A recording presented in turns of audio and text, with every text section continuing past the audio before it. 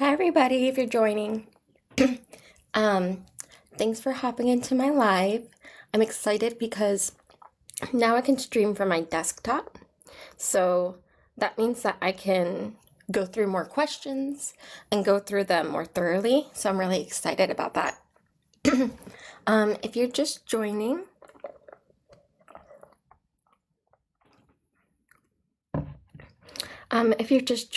I am an LSAT tutor. I am in my third year of law school. I really like tutoring the LSAT, but I just am running out of time for it. So I'm testing out doing some like TikTok lives. I really like explaining the LSAT. I think it's fun. I think people make it seem harder than it needs to be. And I like helping people with it. I took the LSAT once when I was in 2020. I took the LSAT when it still had logic games on it. Hi Kipo, hi Nuella. If you're just joining, I'm a third year law student. I took the LSAT in 2020. I took it once and I scored 170. And I was able to get a full tuition scholarship to a top 20 school. And now I'm in my third year of law school. I love tutoring the LSAT, but I'm running out of time for it. And I'll be working at a firm in New York City next year, so I definitely will not have time for it then. So I decided to test out TikTok, and I'm happy that my tips are helping people. Let me know in the chat if you're studying for the LSAT or thinking about it. Thank you, Kipo. Thank you for the congratulations. Yeah, I am really, really lucky. I feel really grateful. Nuella, do you have any advice for tackling RC questions? I'm so glad you said that because I've been doing a bunch of logical reasoning questions. I'm going to do an RC passage today.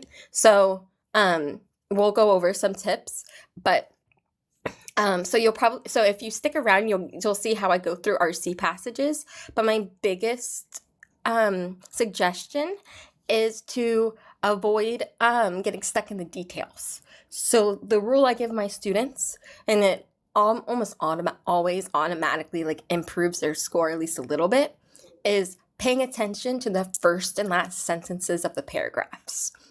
Some of the details will be in the questions, but almost like 65 to 70% of the answers, if you go back and look at where they came from the first and last sentences of the paragraphs.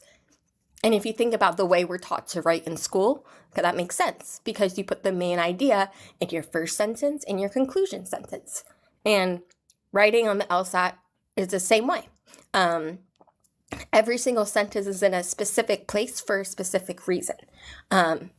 Sometimes you get questions about those sentences, and sometimes you don't.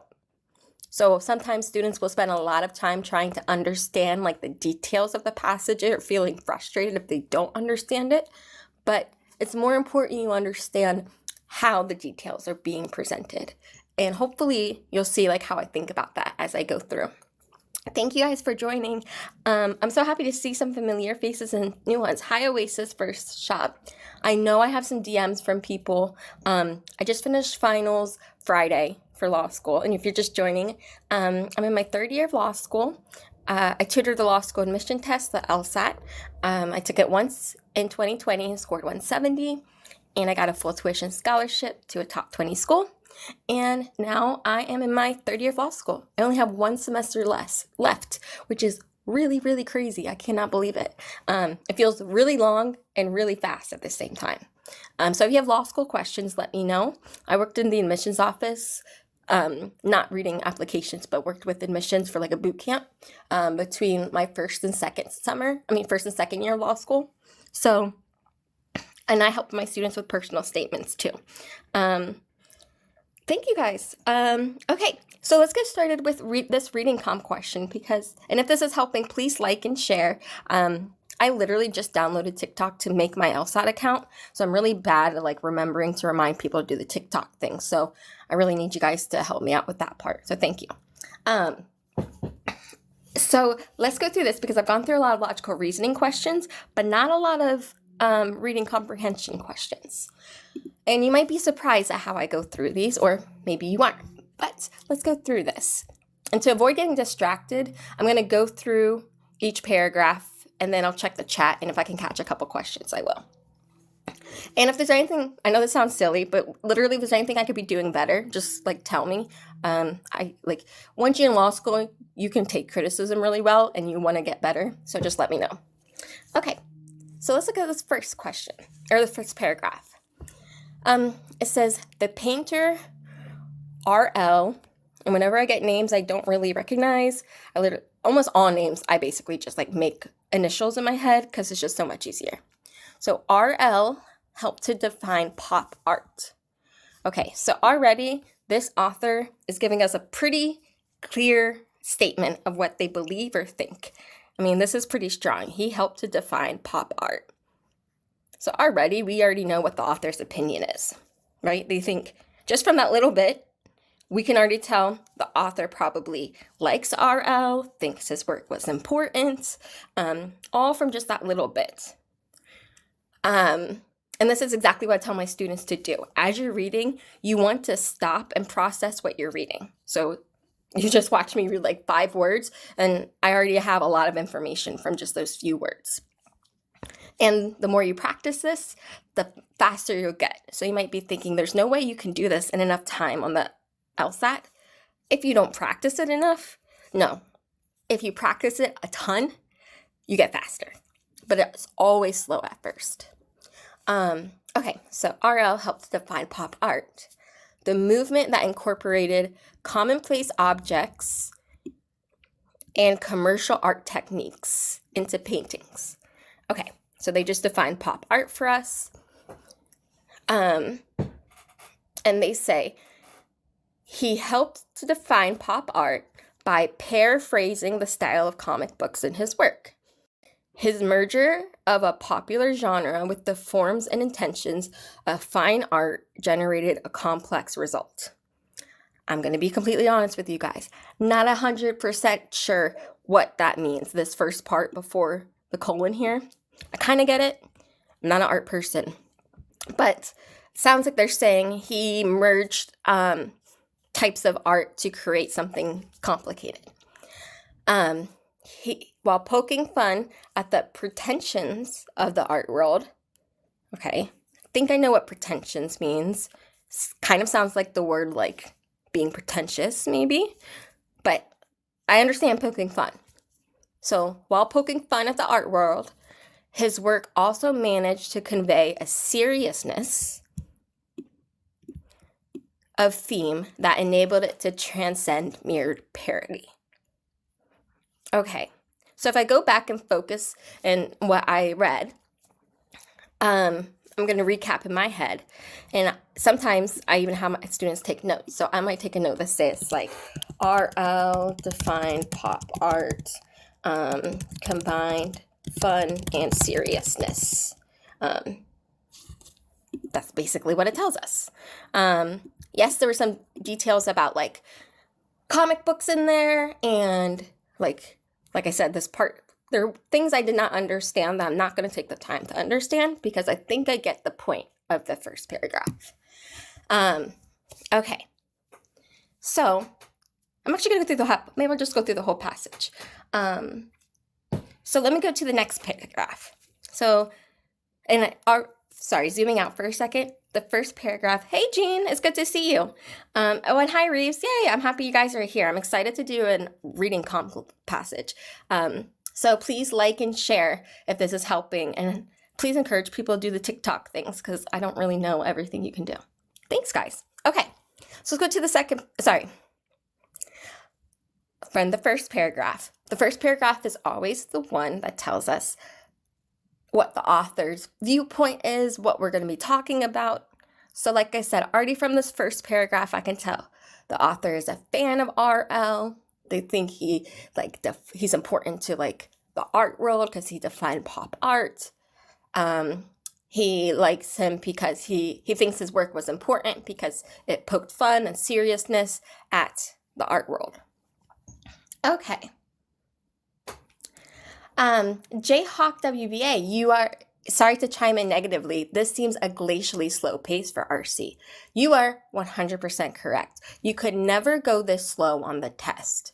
But with the way I teach, the way my students get their high scores is they take their time to learn the patterns of the LSAT before they worry about timing. So all of my students learn how to go through it at this depth, and then we worry about time. So you're right, it takes a lot of time to go through this, but think about how much time if I'm on the test and I'm like actually not explaining it. I'm doing this in my head and it's taking longer too because I'm explaining it too. That also takes time. But this is working as a student who is starting out studying for the LSAT. This is not the pace that I would go if I was taking the test. And that's a good clarification to make. If you guys want to see what I would do when I was going to take a test, you can take a look at, I have a video on my profile that's labeled, watch an LSAT tutor do an LSAT question. I mean, it is sped up a little bit, but that is the, that's how I would go through a question on the test. Jean, only debate and critique the main point is the author view, right? Or only debate and critique the main point is the author view, right? Or opinion. Can you say that another way, Jean? I'm sorry. I don't think I'm understanding. I think it's a good question. I just don't think I'm getting it. Thanks, Jayhawk. No, that was a good question too. And yeah, of course. Okay, let's go to our second paragraph. So they're saying that RL's images were fine art was at first difficult to see. Okay. And it's weirdly worded because it starts with that, but it's saying what that means is people didn't consider RL's images art, fine art, or more specifically, it was difficult to recognize that his work was fine art. And why was that? And they tell us because with their word balloons and highly stylized figures, okay, we have some standout features of the art. They looked like nothing more than the comic book panels from which they were copied. Okay, so if I summarize that in my head, I'm thinking this tells us that the images were not able to be seen as fine art because they looked like comic book images. I meant for the main point of the passage, only critique of debate. Yes, Jean, yes. Only the critique and debate will be of the author's opinion. Yes. Yes. Standard, they look nothing more like the comic book panels from which they were covered. The second sentence says, standard art history holds that pop art emerged as an impersonal alternative to the histrionics of abstract expressionism, a movement in which painters conveyed their private attitudes and emotions using non-representational techniques. Okay, a lot of details in that sentence, but remember, we're not reading for details, we're reading for how the author presents the details. So what this sentence is doing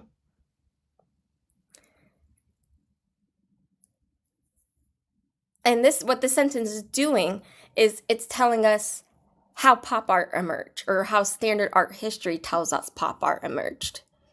And it tells us it emerged as an alternative to abstract expressionism. And then they define expressionism. I'm not going to worry about the definition of expressionism right now. If we have to come back to it, we will. The next sentence says, the truth is, okay, so that tells me that the author is disagreeing with the sentence that just came above. And I kind of had a hint that was going to happen because in the second sentence, it says standard art history. It doesn't say art history. It says standard art history. So that makes me wonder, does he have a problem with what standard art history thinks? And he does. Because if you look at our next sentence here, it says, the truth is that by the time pop art first appeared in the early 1960s, abstract expressionism had already lost much of its force. So I'm already going to take a quick note because I'm just going to write author disagrees with standard history. Because it's pretty clear he disagrees with what the standard history says. It says pop art painters weren't quarreling with the powerful early abstract expressionist work of the late 1940s, but with a second generation of abstract expressionists whose work seemed airy, high-minded, and overly lyrical. Okay, so if I go back to what I just read, the pop art painters, he's saying, weren't quarreling, so weren't arguing with the powerful early abstract expressionist work of the late 1940s. And he says they weren't doing this. What they were doing was arguing with a second generation of abstract expressionists. Again, do I know what abstract expressionism is? I mean, I can guess, but I'm not going to try to guess because it's not necessary right now. But he's saying he disagrees with standard history, and he says pop art argues with second gen abstract expressionists.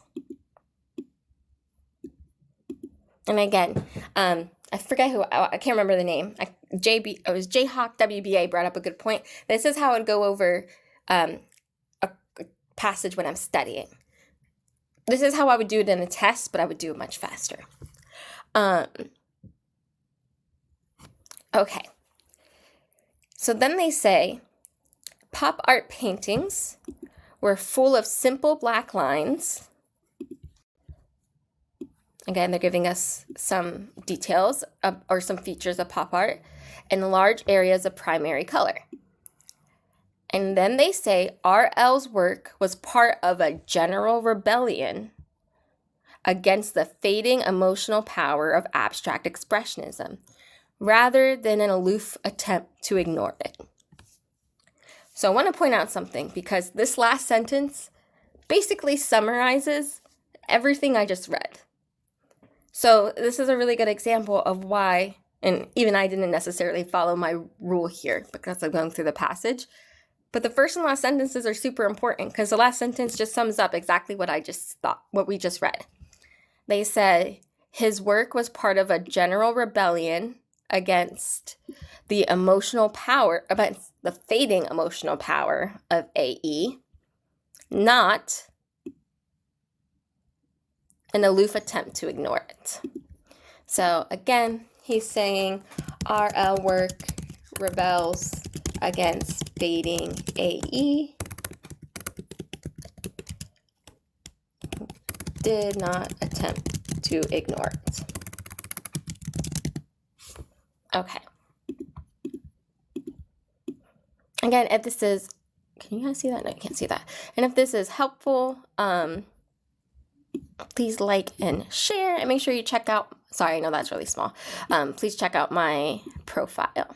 And again, this is me deconstructing a passage for us. Okay, so let's look at our, I think, oh, did I miss a screenshot? Here it is. Okay. Sorry if I make you guys dizzy. Give me 1 second.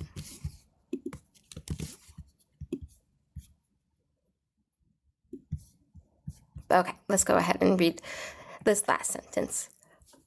But if rebellion against previous art by means of the careful imitation of a popular genre were all that characterized RL's work, it would possess only the reflective power that parodies have in relation to their subjects. Okay, so what they're saying here is they're saying, if rebellion by careful imitation was all that described RL's work, then the work would only have reflective power. Okay, do I know what that means right now? No. I mean, like on a surface level, I know, but these are sentences that take a lot of like work and reflection. You don't have the time for that on the LSAT. And if you think about lawyers, when they're defending like doctors or scientists, they don't have the time to learn the actual science. They just need to know enough to the structure, enough to get by. So anyway, there's basically what I'm getting here is they're saying, if rebellion by imitation,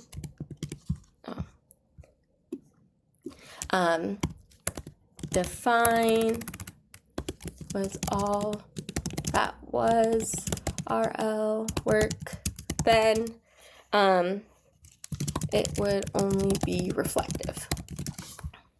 If you notice, this might sound a little bit like a logical reasoning note, and that's because it is. You might see the word only, you might see if here, you might see only. You want to bring all of your logical reasoning skills over to reading comprehension so you can pick up these ifs and only ifs in this language in the passages. Okay. So it sounds like he's saying, if it was just that RL's paintings looked like comic books, then it would just be reflecting parody. And then it goes on to say, beneath its cartoonish methods, his work displayed an impulse towards realism, an urge to say what was missing from contemporary painting was the depiction of contemporary life. The stilted romances and war stories portrayed in the comic books on which he based his canvases, the stylized automobiles, hot dogs, table lamps that appeared in his pictures were reflections of the culture L inhabited. But in contrast to some pop art, so I'm going to underline that because anytime they're giving us a contrast or a comparison, it's a good idea to pay attention to it. So in contrast to some pop art, L's work exuded not a jaded cynicism about consumer art, but a kind of deliberate naivete, intended as a response to the excess of sophistication he observed not only in the later A.E., but in some other pop artists. Okay, that was a lot. But what I'm gathering is, because I underlined, but in contrast to some pop art, so that means they're saying L's work is different than other pop art because of this thing, because it didn't have a jaded cynicism, but it had a deliberate naivete. So I'm going to take a quick note because if they're saying but in contrast to some pop art and they're taking a minute to separate it from some pop art, comparisons are usually a really great way for an author to make a point, which means it's probably going to come up in a question. So I'm going to say didn't diff from other pop art because no cynicism, but was naive. I'm not going to try to do anything. Okay.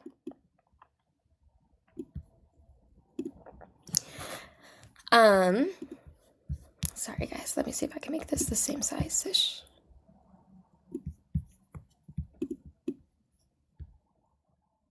Okay. Sorry, that might hurt your eyes. I'll get better at this. Okay. So, the naivete was intended as a response to the excess of sophistication he observed, not only in the later abstract expressionists, but in some other pop art. Okay, if we have to come back to that sentence, we will. With the comics, typically a domain of youth and innocence, as his reference points, a nostalgia fills his painting that gives them, for all their surface bravado, an inner sweetness. Okay, that kind of goes in with the whole idea of it being like naive art and not cynical. So I'm not going to take notes on that. And last sentence, his persistent use of comic art conventions demonstrates a faith in reconciliation, not only between cartoons and fine art, but between parody and truth feelings. So I'm going to take a note on that last sentence where it says that RL's work oh,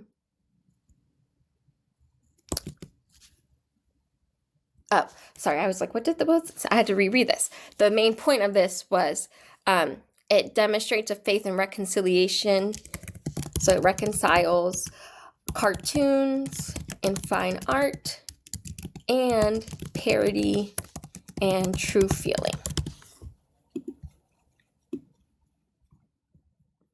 Okay. So if I recap what we just read, so I can remember like what the author thought. The author started us out by saying that this artist defined pop art. He combined fun and seriousness. He said standard history says like pop art came about this one way. He says no, that pop art actually argues with this other way, the second generation of abstract expressionism. And they said that RL works against the fading expressionism and wasn't ignoring it. Do I know what that means exactly in art terms? No, but I get it enough to keep going. And in our last paragraph, it says, if rebellion by imitation was all that RL's work was, then it would just have reflective power. But it's different from other pop art because it didn't have cynicism and also was naive. And that kind of goes along with the idea of it being like playful and serious. And he says that what is unique about RL's work was he reconciles cartoons and fine art and parody and true feelings.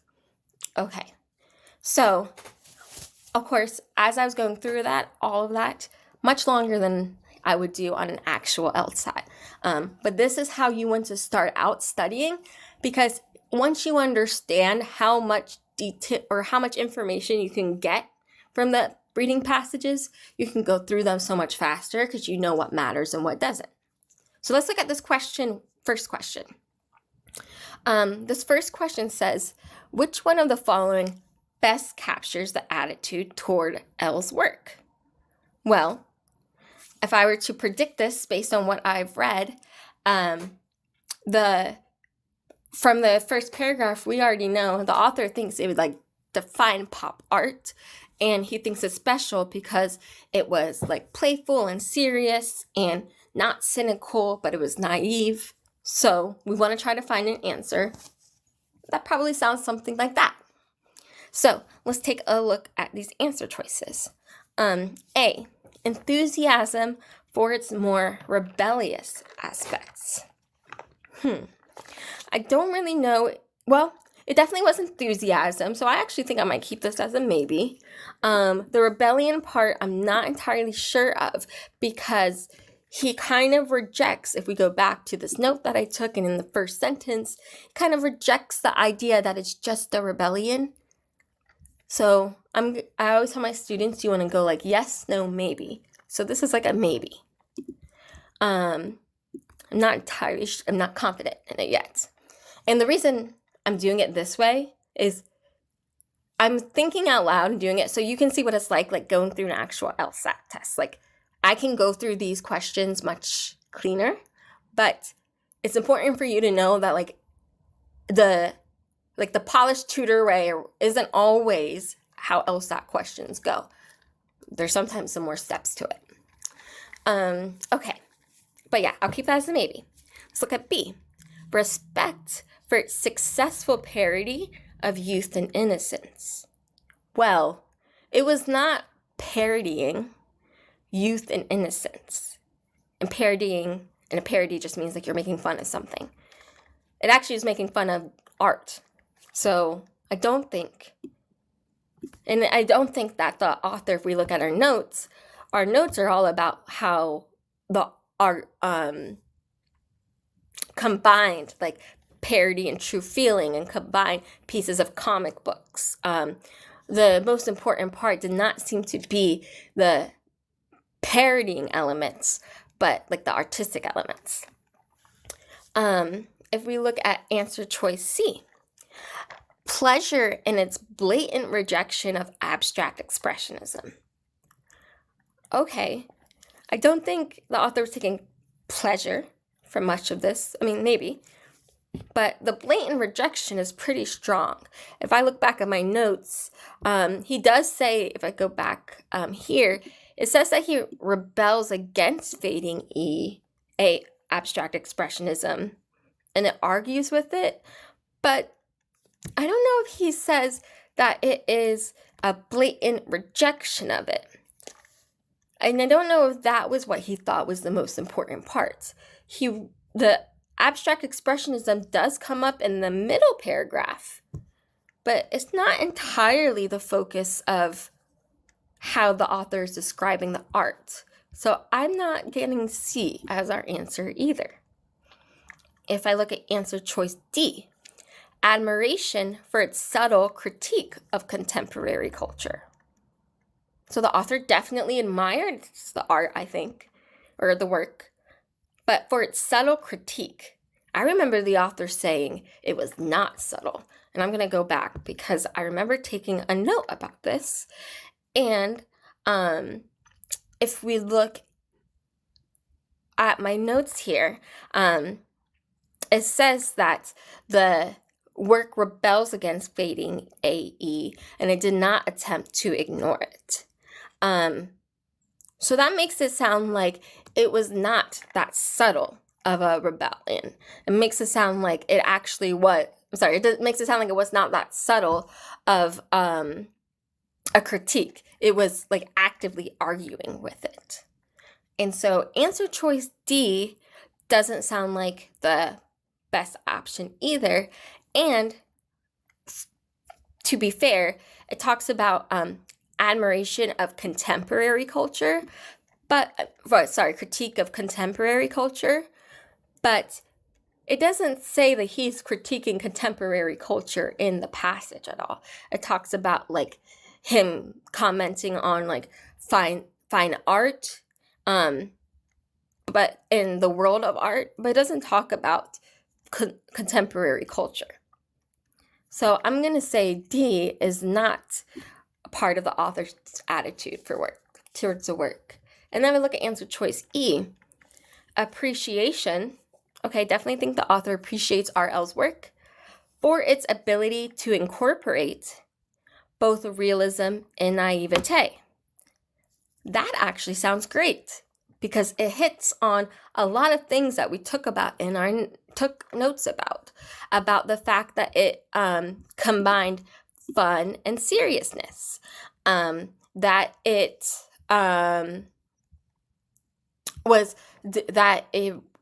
didn't show cynicism, but it showed naivete. That, and in the last sentence, it says it reconciles cartoons and fine art and parody and true feeling. And that goes along with the idea of incorporating both, meaning combining two things, realism and naivete, into his works of art. And so answer choice E is our best option here.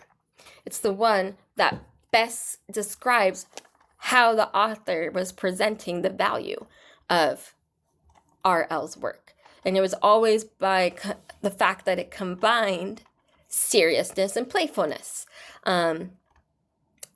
naivete and realism, parody and true feeling.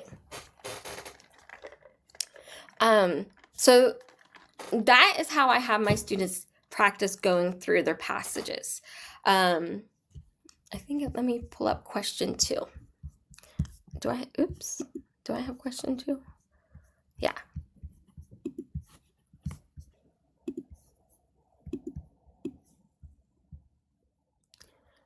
Okay.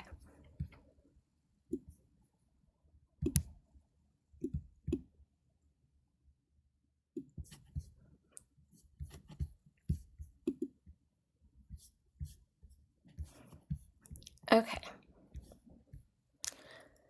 Let's look at what question 2 says. So question 2 says,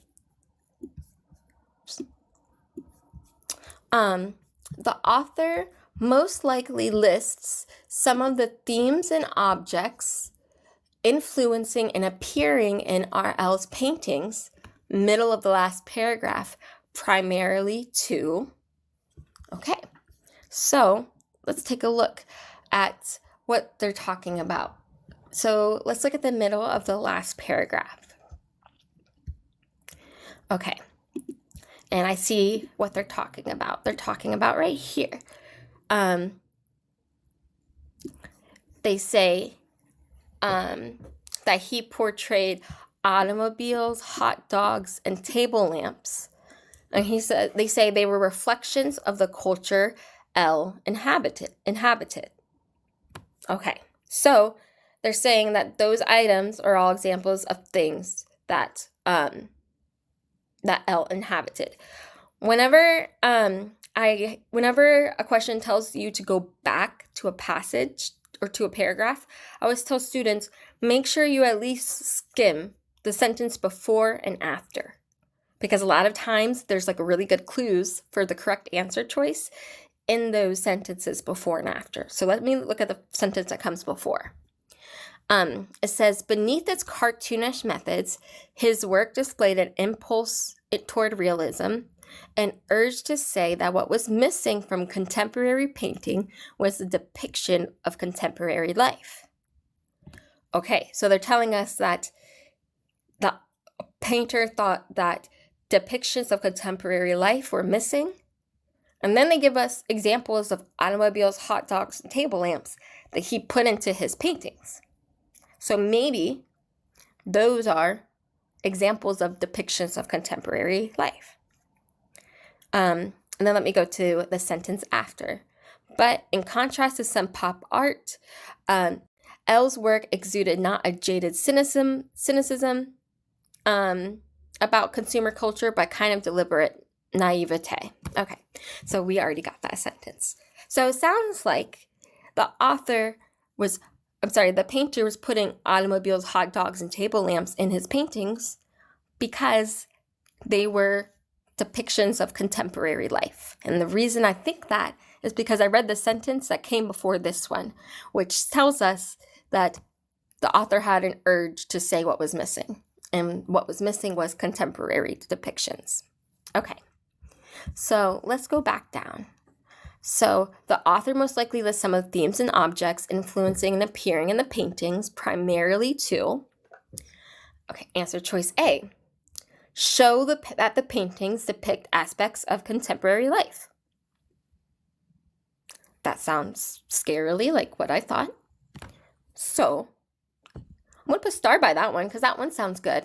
You can let me know in the chat what you think about that one. I think that one matches up pretty well with the sentence that came before the one with all the examples. But let's check out the other answer choices.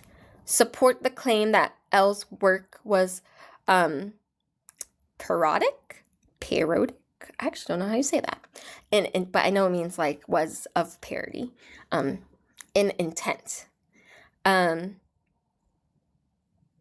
He wasn't really talking about parody. Even after that, he was talking about realism and naivete, and he was talking about contemporary life. So I don't think that B works either. If we look at answer choice C, contrast RL's approach to art with that of AE. No, because I still am really sold on the idea that because the sentence before was saying RL thought paintings were missing contemporary life, that those were examples of contemporary life. I do not think that he was trying to contrast it to AE. He lists the themes and objects to suggest that the emotions that lie at the heart of L's work. I don't know if automobiles and hot dogs and table lamps really suggest emotion. So I'm going to say no to that one too. And E, endorse L's attitude towards consumer culture. Well, endorse means you like support or approve of something. it sounded like he was just describing what the paintings had. He doesn't sound like he was approving of the paintings necessarily having those things. And I don't think in consumer culture had anything to do, the approval of L's attitude toward consumer culture had anything to do with that either. So I'm still thinking, and we'd be right to say that A is our correct answer choice here, because the best clue is the sentence before tease us up by saying that depictions of contemporary life were missing from the paintings. Okay, guys, so thanks so much for following along. And if this was helpful, please give some likes in the or follows or whatever the TikTok things are. Let me know what you thought about going through that, if it's super different than how you think about LSAT passages. I know a lot of prep companies, they do like a whole like classify the passage first, and I definitely do that with my students, but the LSAT takes for me and the way I teach, the LSAT takes so much brain power to switch. If you're constantly switching gears between the way you think, rather than just automatically looking for the main points, you save a lot of mental energy and you get a lot less burnt out, which means you could go faster. So I always tell my students to break down the passages like this, the same way. You're looking for different things as you're reading, but you're also kind of not. You're always just looking for what's the author's point? What's the author's reason for including the sentence? Are these examples? You're not actually trying to understand. Like, if you notice, I didn't really try to understand deeply the meanings of this. Like, I got the surface layer level, but like, I don't actually, I wouldn't be able to go deeper with this, and that's okay. You just need to know enough to get through the questions. But okay, thank you guys for joining. I hope this was super helpful. I am going to hop off here for a little bit. I think I might come live later and do an LR section, or I might do a RC section. You can let me know what you think. Hi, Bint. I do this. Well, my account is only like 20 days old, but I try to go live almost every day for a little bit. I just finished, oh, Bint, I want to join Don't Have a Study Buddy. Yes, of course. And if you guys are joining, or joined while I was reading, I am a third-year law student. I just finished finals yesterday, so I have only one semester of law school left. I took the LSAT in 2020 when it still had logic games on it, and I scored 170. And that was the only time I took it, and I was able to get a full tuition scholarship to a top 20 school. And now I'm in my last year of law school. And I really like tutoring the LSAT, but I won't have time for it next year. Hi, Perfect. I just finished going through this reading comp passage. Oh no, I'm so sad you just joined. But I will post a replay of it. I'm going to download this live, and I'll post it to my... I have a YouTube. If you guys, I only have 2 subscribers, but I'll post all my replays to YouTube. If you guys want to find me there, and maybe, I don't know if I can say that. Maybe I might start streaming on YouTube. I don't know. But Ariella, what time will I be back on? Oh, you guys, I have ADHD, so I'm not a schedule person. So, but you guys really want to schedule. Let's say I come back on. I'll probably come back on. Let's say at 3:30 Eastern. Yeah. I'm going to go for a little walk and get a coffee, and then I'll probably come back around 3:30 Eastern. So I'll do that. But yes, perfect. I'm going to download this and put it back up on YouTube. So look in maybe like a couple hours. I'm going to do it right now. I just don't know how long it takes. But yeah, I'll come back at 3:30, and then either we'll do another RC or we'll do LR. But okay, thank you guys. Please like and share if this helped, and I will see you guys in about like an hour-ish. Yeah,